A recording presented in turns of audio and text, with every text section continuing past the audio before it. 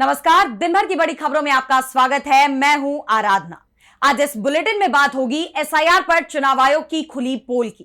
एकमात्र केंद्रीय सरकार क्षमताएं छिलो बोले इलेक्शन कमीशन के दिए इलेक्शन हाईजैक। सोनिया गांधी की किताब से डरी मोदी सरकार की। देखेंगे नेपाल में अब किस झील के फटने से मची तबाही। दिल्ली आईआईटी में क्यों मचा बवाल। जानेंगे कोलकाता में टीएमसी और बीजेपी में अब क्यों बढ़ा टकराव। और बुलेटिन के आखिर में देखेंगे जाने माने कार्टूनिस्ट इरफान की किस खबर पर पड़ी तिरछी नजर। लेकिन दिन भर की तमाम बड़ी खबरों से पहले एक नजर आज की सुर्खियों पर। विवादों में आरएसएस प्रमुख मोहन भागवत का अमेरिका दौरा। कांग्रेस नेता सैम पित्रोदा ने किया ममदानी के बयान का समर्थन। ममदानी ने दौरे का किया था विरोध। हिमाचल सरकार का बड़ा फैसला। सीएम सुखविंदर सिंह सुक्खू ने स्कूलों और कॉलेजों के एडमिशन फॉर्म से जाति का सामान्य कॉलम हटाने का दिया आदेश। झारखंड सरकार ने केंद्र के खिलाफ खोला मोर्चा। खनिज कानून को सुप्रीम कोर्ट में दी चुनौती। फेस्टिवल सीजन से पहले मुंबई में महंगा हुआ दूध। 9 रुपए बढ़ी कीमतें। 1 सितंबर से लागू होंगी नई दरें। और शेयर बाजार में तेजी। 330 अंकों की बढ़त के साथ 77,264 पर बंद हुआ सेंसेक्स। वहीं 84 अंकों की बढ़त के साथ 24,175 पर बंद हुआ निफ्टी। ये तो थी सुर्खियां। अब बात आज की सबसे बड़ी खबर की। एसआईआर को लेकर एक बार फिर चुनाव आयोग सवालों में घिर गया है। एक तरफ पश्चिम बंगाल की सीएम ममता बनर्जी ने बंगाल चुनाव के नतीजों पर सवाल उठाए हैं। वहीं महाराष्ट्र में बीजेपी नेता के पास से भारी मात्रा में एसआईआर फॉर्म बरामद हुए हैं, जिसके बाद बवाल मच गया है। देखिए ये रिपोर्ट। चुनाव आयोग की एसआईआर प्रक्रिया एक बार फिर सवालों की घेरे में आ गई है। एक बार फिर सवाल चुनाव आयोग की निष्पक्षता पर उठ रहे हैं, उसकी कार्यप्रणाली पर उठ रहे हैं।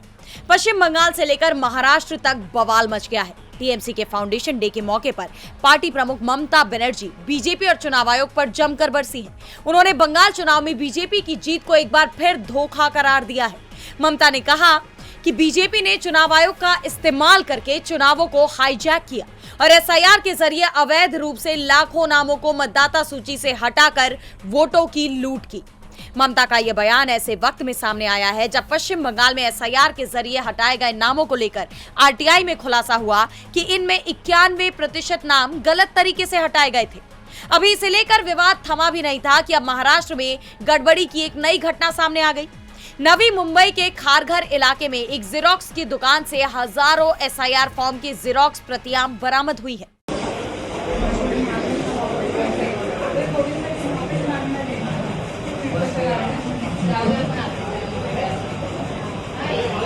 दरअसल ठाकरे गुट के कार्यकर्ताओं को हजारों एसआईआर फॉर्म की बड़े पैमाने पर फोटोकॉपी कराई जाने की गुप्त जानकारी मिली, जिसके बाद उन्होंने उस जेरोक्स की दुकान पर धावा बोल दिया। उस वक्त एक युवक फॉर्म की फोटोकॉपी करवाने के लिए वहां खड़ा था। ठाकरे समूह का दावा है कि ये युवक बीजेपी का युवा पदाधिकारी था। इसे लेकर दोनों पक्षों में तीखी झड़प भी हुई। मामला हाथापाई तक पहुंच गया।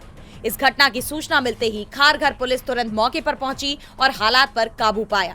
पुलिस ने बीजेपी नेता को हिरासत में ले लिया और दुकान से सभी एसआईआर फॉर्म भी जब्त कर लिए। हालांकि ठाकरे गुट का आरोप है कि थाने जाने के कुछ ही देर बाद बीजेपी नेता फरार हो गया।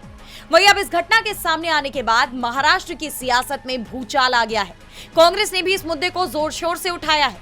कांग्रेस प्रवक्ता अतुल लोंढे पाटिल ने इसका वीडियो शेयर करते हुए बीजेपी और चुनाव आयोग पर तीखा हमला बोला।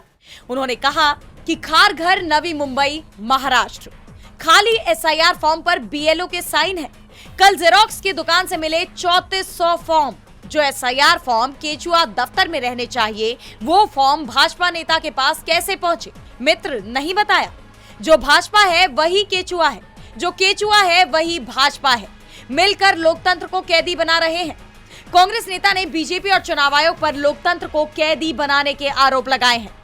अब जिस तरह ये घटना सामने आई है, उसके बाद चुनाव आयोग के लिए इन आरोपों से अपना दामन साफ करना बेहद मुश्किल नजर आ रहा है। बहरहाल उसकी तरफ से इस पर क्या सफाई आती है या नहीं, ये देखना होगा। एसआईआर को लेकर एक बार फिर बीजेपी और चुनाव आयोग मुसीबतों में घिरते दिखाई दे रहे हैं। वही सवाल मोदी सरकार पर भी उठ रहे हैं। देश सवाल कर रहा है कि आखिर सरकार को डर क्यों लगता है, क्योंकि वो उन किताबों का विरोध करती है, उन्हें छपने ही नहीं देती जो सरकार को आईना दिखा दे। पूर्व सेना चीफ की किताब के बाद अब सोनिया गांधी की किताब पर सरकार की सख्ती दिखाई दे रही है।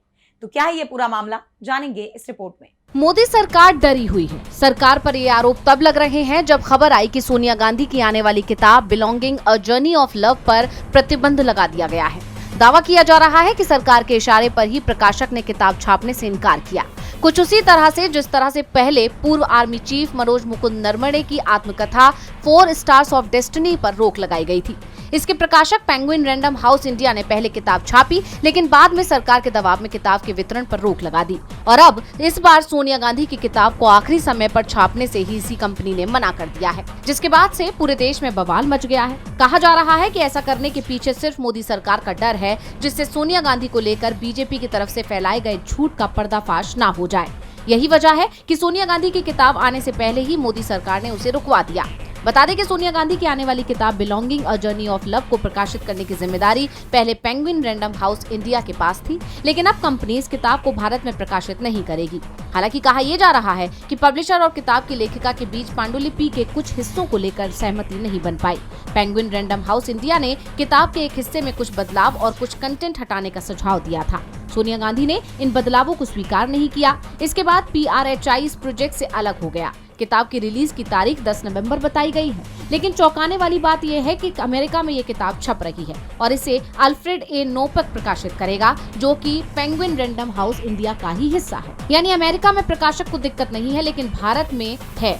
बता दें कि नोपक ने किताब का पहला प्रिंट रन करीब 1 लाख प्रतियों का रखने की घोषणा की है, लेकिन जिस तरह से प्रकाशक ने भारत में इस किताब को छापने से इनकार कर दिया है, उसके बाद यहाँ सवाल ये है कि अगर वाकई कंटेंट को लेकर कुछ विवाद हुआ है तो विदेश में ये किताब कैसे छप रही है? वहाँ कंटेंट हटाने की बात क्यों नहीं हुई? वहाँ उसी कंटेंट के साथ कैसे ये किताब छापी जा रही है, जबकि भारत में इसे हटाने की बात कही जा रही है? यानी जानकारों का कहना है कि ये सारी बातें बेबुनियाद है। कहा यह जा रहा है कि पेंगुइन रैंडम हाउस इंडिया पर मोदी सरकार की तरफ से दबाव बनाया गया है। मोदी सरकार के दबाव में आखिरी समय में बेबुनियाद सी शर्त रखकर पेंगुइन रैंडम हाउस इंडिया ने किताब छापने से इनकार कर दिया। तो अब सवाल ये उठने लगे हैं कि आखिर मोदी सरकार इस किताब से इतना क्यों डर रही है? वैसे पेंगुइन रैंडम हाउस इंडिया की सफाई भी आई है, लेकिन उसकी ये सफाई बता रही है कि दबाव कहां से पड़ रहा है। लेकिन अब पेंगुइन के फैसले से मोदी सरकार की मुसीबतें और बढ़ती दिखाई दे रही हैं। वैसे इस वक्त सबसे ज्यादा मुसीबत में भारत का पड़ोसी नेपाल दिखाई दे रहा है, जहां प्रकृति उसकी परीक्षा ले रही है। अब एक और झील फट गई है। देखिए ये रिपोर्ट। नेपाल इस वक्त भयानक प्राकृतिक आपदा का सामना कर रहा है। भोटे-कोशी नदी में आए विनाशकारी सैलाब ने कई इलाकों में भारी तबाही मचाई है। सैकड़ों लोगों की जान जाने की खबर है, जबकि 1500 से ज्यादा लोग अभी भी लापता बताए जा रहे हैं। इस बीच भारत ने नेपाल की मदद के लिए अपनी NDRF टीम भेजने की पेशकश की। भारत के अलावा चीन, अमेरिका, ब्रिटेन, जापान, दक्षिण कोरिया, श्रीलंका और बांग्लादेश जैसे देशों ने भी अपनी विशेषज्ञ आपदा राहत टीमें भेजने का प्रस्ताव रखा, लेकिन नेपाल सरकार ने विदेशी जमीनी राहत टीमों की पेशकश को ठुकरा दिया। सरकार का कहना है कि नेपाली सेना और पुलिस राहत और बचाव अभियान चलाने में सक्षम है। फिलहाल नेपाल को जमीनी टीमों से ज्यादा वित्तीय मदद की जरूरत है। बताया जा रहा है कि साल 2015 के विनाशकारी भूकंप के दौरान बड़ी संख्या में विदेशी राहत टीमों के पहुंचने से समन्वय और प्रबंधन में कई मुश्किलों पैदा हुई थी। इसी अनुभव को देखते हुए अब इस बार सरकार ने अलग रणनीति अपनाई है। हालांकि हालात अभी भी बेहद गंभीर हैं। नेपाल सरकार ने विदेशी नागरिकों और लापता लोगों की जानकारी जुटाने के लिए विशेष आपातकालीन टीमें बनाई हैं। लेकिन नेपाल की इस तबाही का खतरा भारत के लिए भी चिंता का विषय बन गया है। नेपाल से भारत में आने वाली कई नदियों का जलस्तर तेजी से बढ़ सकता है। इसी आशंका को देखते हुए बिहार और उत्तर प्रदेश के कई सीमावर्ती जिलों में हाई अलर्ट जारी किया गया है। अब सबकी नजर नेपाल के हालात और भारत में बढ़ते बाढ़ के खतरे पर टिकी हुई है। नेपाल में आई विनाशकारी बाढ़ में जान गंवाने वालों की संख्या 600 के पार पहुंच गई है। भारत तक बाढ़ का असर दिखाई दे रहा है।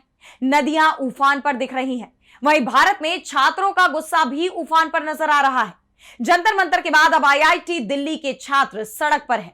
तो क्या है ये पूरा मामला, जानेंगे इस रिपोर्ट में। देश भर में शिक्षा व्यवस्था को लेकर सवाल उठ रहे हैं। कहीं पेपर लीक के खिलाफ छात्र सड़कों पर हैं, तो कहीं स्कूलों की बदहाली को लेकर आंदोलन हो रहा है। और अब देश के सबसे प्रतिष्ठित संस्थानों में से एक दिल्ली IIT से सामने आए छात्र ऋषिकेश की खुद की जान लेने के मामले ने पूरे सिस्टम पर गंभीर सवाल खड़े कर दिए हैं। ऋषिकेश की जान जाने के बाद IIT दिल्ली के छात्र प्रदर्शन कर रहे हैं और #जस्टिस फॉर ऋषिकेश की मांग उठा रहे हैं। छात्रों का कहना है कि वो सिर्फ एक जान जाने के बाद नहीं बल्कि ऐसे 8 मामलों के बाद न्याय की मांग करने के लिए खड़े हुए हैं। छात्रों की सबसे बड़ी मांग मामले की स्वतंत्र और निष्पक्ष जांच है। उनका कहना है कि जांच सिर्फ संस्थान की व्यवस्था तक सीमित नहीं होनी चाहिए बल्कि ऋषिकेश की मां द्वारा अधिकारियों और स्टाफ पर लगाए गए आरोपों की भी जाँच होनी चाहिए।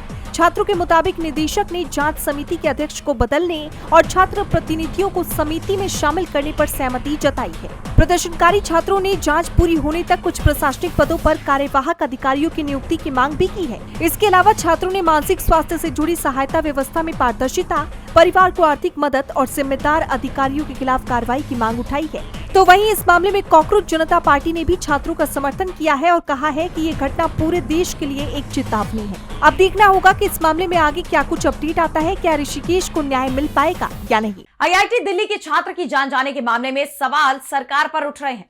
छात्र मोदी सरकार के साथ ही महाराष्ट्र सरकार से भी सवाल कर रहे हैं।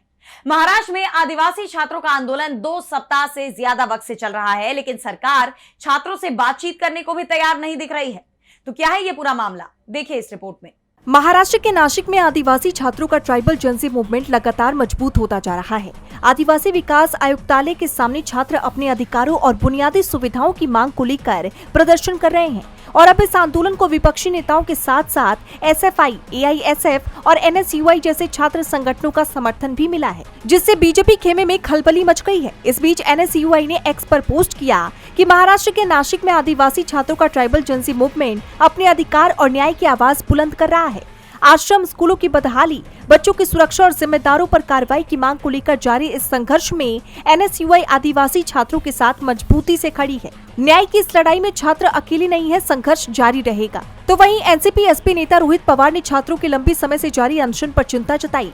उन्होंने कहा कि आदिवासी छात्रों का अनशन पूरे 16 दिनों से लगातार जारी है और ये स्थिति उनके स्वास्थ्य के लिए बेहद खतरनाक है। डॉक्टरों के मुताबिक कुछ अनशनरत छात्रों की हालत गंभीर है। भविष्य में हमें और भी बड़ा संघर्ष करना होगा और इसके लिए हमारा स्वास्थ्य मजबूत रहना आवश्यक है। इसलिए सरकार जो भी प्रस्ताव दे रही है उसे स्वीकार कर ले और शेष मांगों पर सरकार से लिखित आश्वासन मांगे ताकि उन्हें जवाब देने के लिए कुछ समय मिल सके। दरअसल आंदोलनकारी छात्रों का कहना है कि उन्हें सिर्फ सीधे नकद ट्रांसफर यानी डीबीटी नहीं चाहिए, बल्कि छात्रावासों में साफ सुथरा मेस, पौष्टिक और गुणवत्तापूर्ण भोजन की उचित व्यवस्था चाहिए। छात्रों की मांगों में छात्रावासों में रहने वाली छात्राओं की सुरक्षा और बेहतर बुनियादी सुविधाएं भी शामिल है। आदिवासी समाज के लिए आरक्षित सरकारी नौकरियों के खाली पदों को जल्द भरने की मांग भी आंदोलन का बड़ा मुद्दा बनी हुई है। बीजेपी सरकार छात्रों से कोई बातचीत नहीं कर रही है। उसका फोकस छात्रों पर कम, अपने सियासी विरोधियों पर ज्यादा दिखाई दे रहा है। पश्चिम बंगाल में अब निकाय चुनाव करीब आ रहे हैं और चुनाव से पहले बीजेपी के इशारे पर टीएमसी नेताओं को परेशान किया जा रहा है। तो क्या है ये पूरा मामला, जानेंगे इस रिपोर्ट में। कोलकाता के कैमक स्ट्रीट स्थित टीएमसी महासचिव अभिषेक बनर्जी के ऑफिस की छत से केएमसी और पुलिस ने टीएमसी बिलबोर्ड हटाया, जिस पर अब बवाल मच गया है। इस कार्रवाई के दौरान टीएमसी कार्यकर्ताओं और अधिकारियों के बीच जमकर विवाद हुआ। कोलकाता म्युनिसिपल कॉर्पोरेशन और कोलकाता पुलिस ने 27 अगस्त की शाम को शेक्सपियर सरनी पुलिस स्टेशन इलाके के 9 कैमक स्ट्रीट पर टीएमसी सांसद अभिषेक बनर्जी के ऑफिस बिल्डिंग की छत पर लगे टीएमसी के बिलबोर्ड को हटा दिया। इस दौरान टीएमसी के लोग और पुलिस नगर निगम के कर्मचारियों के बीच धक्का मुक्की हो गई। हंगामे में टीएमसी सांसद डेरेक ओब्रायन सीढ़ियों से गिर गए। इस घटना का वीडियो भी सोशल मीडिया पर तेजी से वायरल हो रहा है। वहीं अब इस पर सियासी बवाल शुरू हो गया है। टीएमसी ने इसे राजनीतिक बदला करार दिया है। टीएमसी नेता अभिषेक बनर्जी ने बीजेपी को घेरते हुए कहा कि आप तृणमूल के सांसदों और विधायकों को अपनी पार्टी में शामिल कर रहे हैं। हम इस मामले को हाई कोर्ट और सुप्रीम कोर्ट तक ले जाएंगे। टीएमसी नेता ने आरोप लगाया कि कुछ पुलिसकर्मी बीजेपी के साथ मिलकर काम कर रहे थे और दावा किया कि सादे कपड़ों में कुछ लोग परिसर में घुस आए थे। पुलिस और पार्टी कार्यकर्ताओं का एक हिस्सा बीजेपी को खुश करने के लिए उनके साथ मिलीभगत कर रहा है। हमने देखा कि टीएमसी बोर्ड को तोड़ने के लिए सादे कपड़ों में कुछ लोग बिना यूनिफॉर्म, आईडी कार्ड, बैज या पुलिस के किसी निशान के साथ आए और बीजेपी कार्यकर्ता बनकर काम कर रहे थे। वहीं अब इस घटना ने राज्य का सियासी पारा हाई कर दिया है। पश्चिम बंगाल में बीजेपी और टीएमसी के बीच सियासी टकराव थमता नहीं दिख रहा। शुवेंदु अधिकारी की सरकार सवालों में है। वही सवाल यूपी की योगी आदित्यनाथ सरकार पर भी उठ रहे हैं। सपा चीफ अखिलेश यादव ने सरकार पर तीखा हमला बोला है। तो क्या कुछ कहा अखिलेश यादव ने, जानने के लिए देखिए ये रिपोर्ट। समाजवादी पार्टी के प्रमुख अखिलेश यादव एक बार फिर बीजेपी सरकार पर हमलावर नजर आए हैं। रक्षाबंधन के मौके पर सैफई में पत्रकारों से बातचीत करते हुए उन्होंने शिक्षा, महंगाई और किसानों की समस्याओं को लेकर सरकार पर कई सवाल खड़े कर दिए। अखिलेश यादव ने कहा कि सैफई और लखनऊ में नए प्राथमिक और उच्च स्तर माध्यमिक विद्यालय बनाने का फैसला इसलिए लिया गया था क्योंकि पुराने स्कूलों की हालत ठीक नहीं थी, लेकिन जिन विद्यालयों का निर्माण शुरू हुआ उनकी स्थिति भी खराब कर दी गई। एक शिक्षित समाज ही सही और गलत का अंतर समझता है और सरकार से सवाल पूछता है। ऐसे में जो लोग सवालों से घबराते हैं वो लोकतंत्र को आखिर कैसे मजबूत कर सकते हैं? बीजेपी के लोग सबसे ज्यादा सवाल से घबराते हैं और जो सवाल से घबराएगा वो लोकतंत्र को कमजोर करेगा। अखिलेश ने बीजेपी पर हमला बोलते हुए आगे कहा कि देश के सामने सबसे बड़ा संकट भारतीय जनता पार्टी है और बीजेपी हटने पर कई संकट खत्म हो जाएंगे। संकट देश में है वो है भारतीय जनता पार्टी। भारतीय जनता पार्टी ही संकट है, बीजेपी हटेगी सब संकट खत्म। उन्होंने लोगों से एकजुट होकर समाजवादी पार्टी को मजबूत करने की अपील भी की। इतना ही नहीं, महंगाई के मुद्दे पर उन्होंने कहा कि त्योहार आते ही जरूरी सामानों के दाम अचानक बढ़ जाते हैं। चीनी, पेट्रोल, डीजल और रोजमर्रा की चीजें महंगी होने से आम लोगों की खरीदारी प्रभावित हो रही है। इसके अलावा किसानों की समस्याओं का जिक्र करते हुए अखिलेश ने आगे कहा कि पहले खाद की बोरी से चोरी होती थी, लेकिन अब जरूरत के समय पूरी बोरी ही गायब हो जाती है। साथ ही किसानों को उनकी फसलों का उचित मूल्य भी नहीं मिल रहा। अब देखना ये होगा कि अखिलेश के आरोपों पर बीजेपी क्या जवाब देती है। और बुलेटिन के आखिर में देखेंगे जाने माने कार्टूनिस्ट इरफान की किस खबर पर पड़ी तिरछी नजर।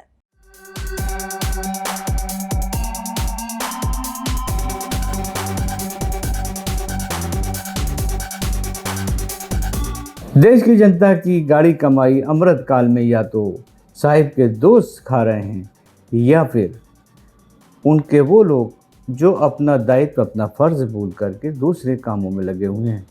एक चैनल जी न्यूज़, जिसके मालिक सुभाष चंद्रा को 22,000 करोड़ रुपया जो उन्होंने कर्जा लिया हुआ था, बताया जा रहा है कि बैंकों को सिर्फ अब वो उसके बदले में 6.5 करोड़ रुपये ही अदा करेंगे। देखिए ना, ये कितना चमत्कार हो गया। अब इसके बदले में बैंक किस हालत में आ जाएंगे, कई सारे बैंक तो बंद हो जाएंगे, सड़कों पर आ जाएंगे, और अर्थव्यवस्था का क्या होगा उसके बारे में परवाह कौन करता है।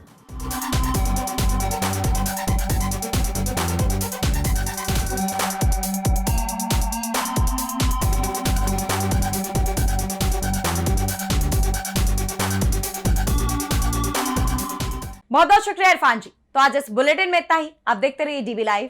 नमस्कार।